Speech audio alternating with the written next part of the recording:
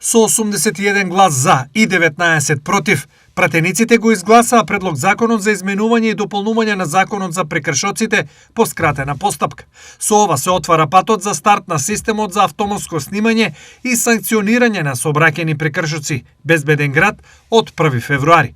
Законот предвидува зајакнување на безбедноста во сообраќајот преку воведување посебна постапка за прекршоци утврдени со помош на технички средства и уреди за снимање. Брзото и ефикасно санкционирање на прекршителите и изрекување санкции се очекува да влијае на генералната превенција во областа на безбедноста на сообраќајот.